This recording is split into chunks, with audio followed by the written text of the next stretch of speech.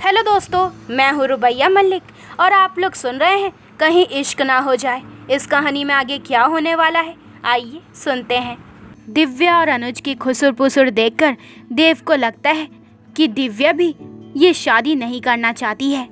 वो मन में सोचता है अच्छा है, बस जल्दी से ना हो जाए। राहुल देव के हाथ में फूल देखते हुए कहता है, लग तो ऐसा रहा है जैसे प्रपोज करने जा रहा हो। उसकी बात पर देव खींचते हुए कहता है, मैं ना आज तेरा मुंह तोड़ दूंगा। ठीक उसी समय दिव्या हल्का सा चेहरा घुमाकर पीछे देखती है, फिर पीछे 3 लड़कों को देखकर कहती है, अब पीछे 3 नमूने हैं, इन तीनों में से कौन है वो? जल्दी में उसने अभी को देखा ही नहीं। अनुज पीछे पलटते हुए कहता है, अरे वो जिसके हाथ में रेड रोज है। उधर देव का गुस्सा देखकर अभी कहता है, अरे गुस्सा मत हो, लाइए गुलाब मुझे दे। ये कहता हुआ वो गुलाब ले लेता है और उसी वक्त दिव्या अपना चेहरा घुमाकर पीछे देखती है और सामने अभी और उसके हाथ में गुलाब। उसकी आंखें खुली रह जाती है, दिल धड़क उठता है। वो वापस अनुज से कहती है, पक्का जिसके हाथ में गुलाब है वही लड़का है? अनुज जो अपने फ़ोन में लगा था वो बिना देखे बोल देता है कि हाँ वही है। ये सुनते ही दिव्या के होठों पर स्माइल आ जाती है। उसे यकीन ही नहीं हो रहा था कि उसके लिए अभी का रिश्ता आया है। बड़ी मुश्किल से वो अपने चेहरे पर आने वाले भाव को छिपा रही थी। अनुज कहता है, अब तो यहीं खड़ी रहेगी या उससे बात भी करेगी? दिव्या कहती है, कर रही हूँ ना, पहले तू जा यहाँ से।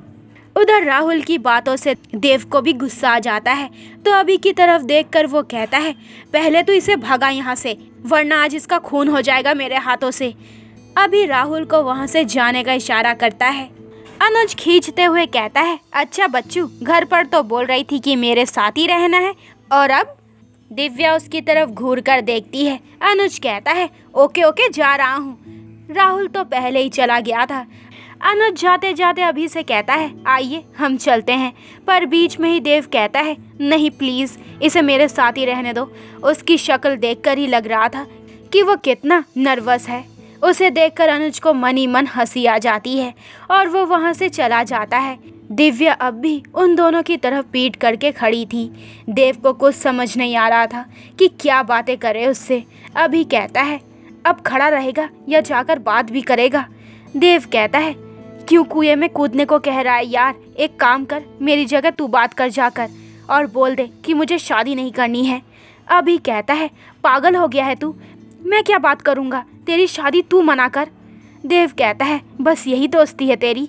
दोस्त के लिए इतना नहीं कर सकता? मुझे नहीं आती लड़कियों से बात करनी, इसलिए तुझसे कह रहा हूँ। पर कोई नहीं, दोस्त ना रहा, प्यार ना रहा। वो ज़रूरत से ज़्यादा नाटक करते हुए कहता है।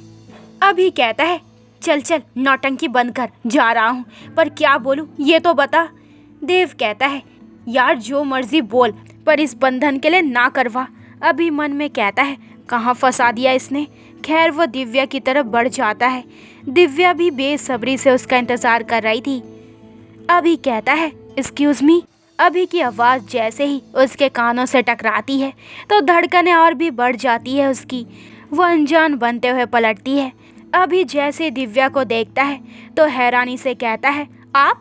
दिव्या भी चेहरे पर उतनी हैरानी के भाव लाते हुए कहती है, आप?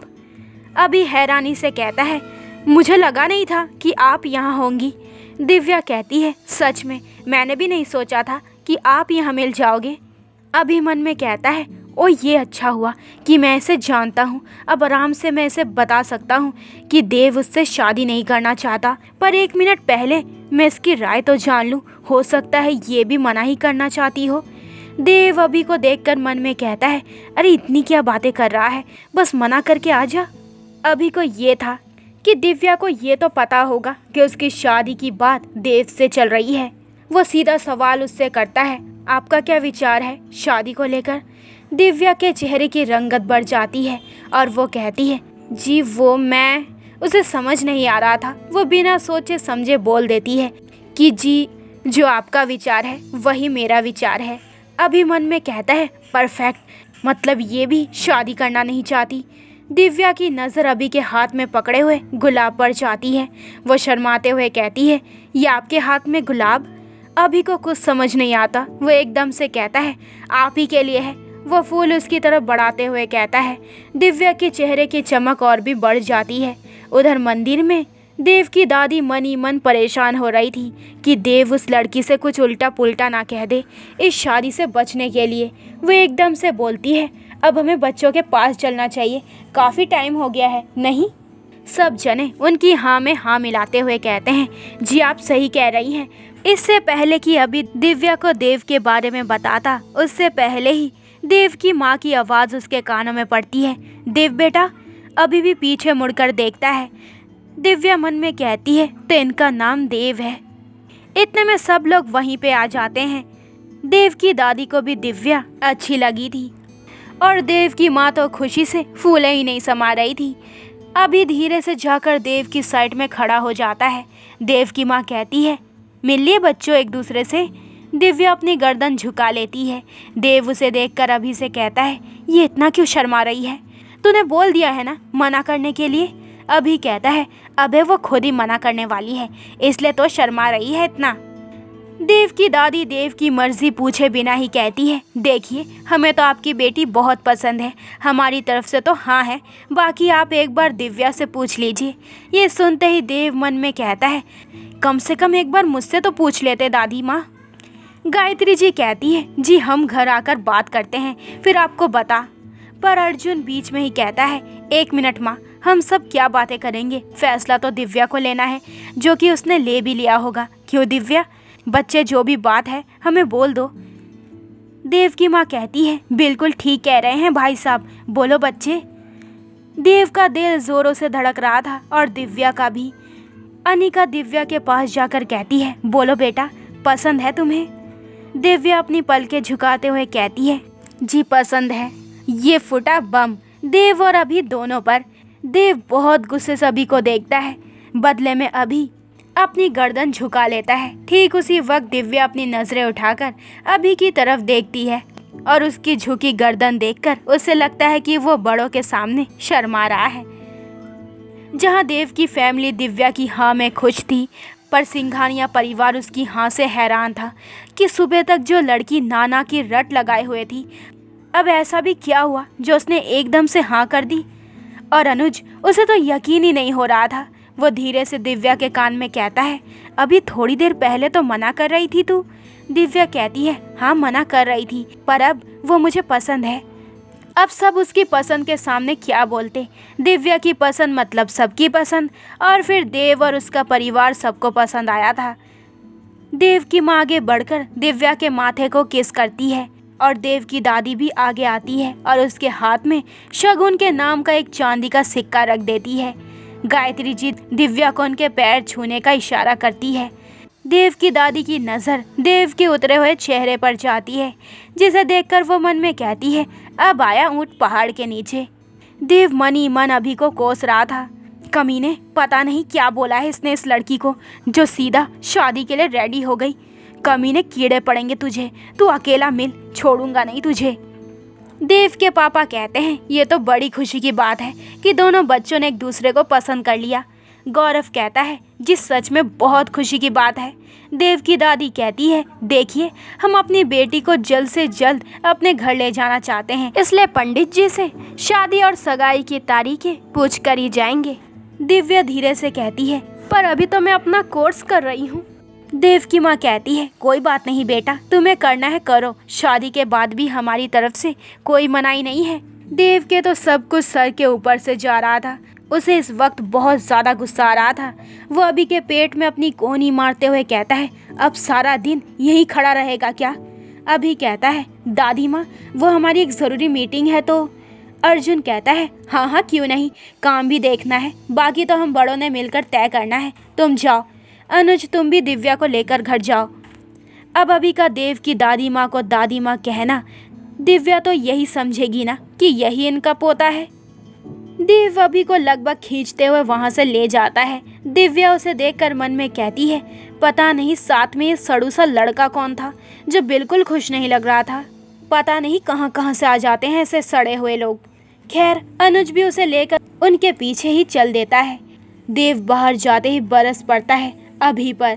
देव कहता है, अबे क्या बोला तूने उसे जो वो एकदम से मान गई? तू तो बहुत आराम से बोल रहा था कि वो पक्का मना करेगी, तब कर दिया ना उसने मना। अभी की नजर पीछे आ रहे अनुज और दिव्या पे पड़ती है। वो देव से कहता है, अबे चुप हो जा, वो आ रही है। देव बहुत ही गुस्से से दिव्या को देख रहा था, पर दिव्या तो सिर्फ और सिर्फ अभी को ही देख रही थी। देव एकदम से कहता है, देख मेरे भाई, तू कुछ भी कर, कैसे भी कर, पर मुझे शादी नाम की मुसीबत से बचा। अनुज दिव्या से कहता है, तू रुक, मैं गाड़ी लेकर आता हूँ। ये कहकर वो गाड़ी लेने चला जाता है। दिव्या अकेली खड़ी थी। देव उसे देखकर कहता है, अबे कम से कम नंबर तो ले ले, फ़ोन पर उसको समझाकर मना लेंगे। अभी कहता है, हाँ हाँ रुक, तू कब से चिल्लाए जा रहा है। ये कहकर वो दिव्या की तरफ बढ़ जाता है। इस बात का पता तो दिव्या को भी चल गया था, इसलिए उसके गाल गुलाबी हो जाते हैं। अभी उसके पास जाकर बेहद शांति से कहता है, आप इस शादी से खुश तो है ना? दिव्या हैरानी से उसकी तरफ देखते हुए कहती है, क्यों, आप खुश नहीं है क्या? अब अभी को समझ नहीं आता कि क्या बोले।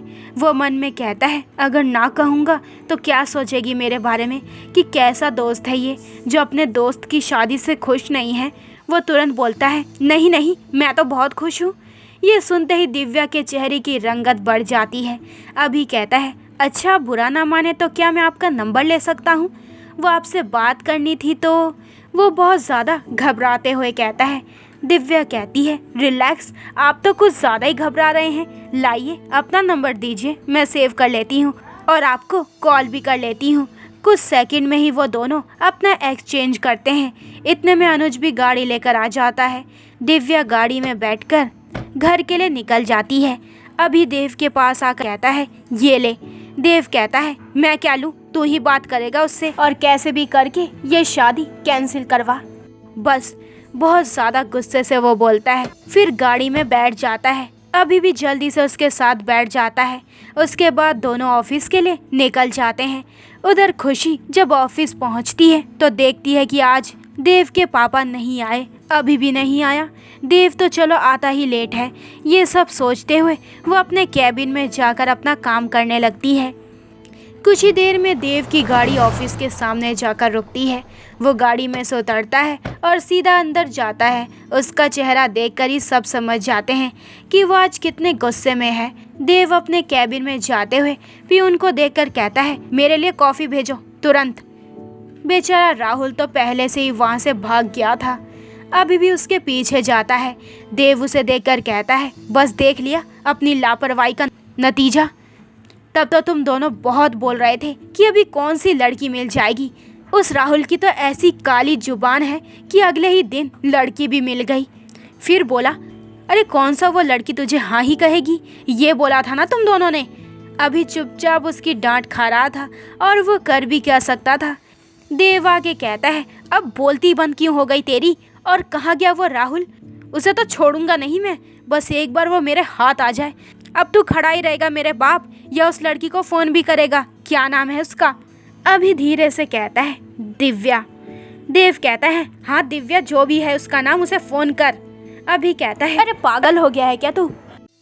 तो दोस्तों ये वाला एपिसोड यहीं पे ख़त्म होता है।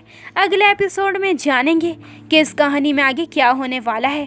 देखते हैं दिव्या की गलतफहमी इन्हें कहाँ तक ले जाती है। तो आगे के एपिसोड और भी इंटरेस्टिंग होने वाले हैं, तो मेरे चैनल को जल्दी से सब्सक्राइब करें ताकि आपको मेरे न्यू एपिसोड के नोटिफिकेशन सबसे पहले मिल जाए।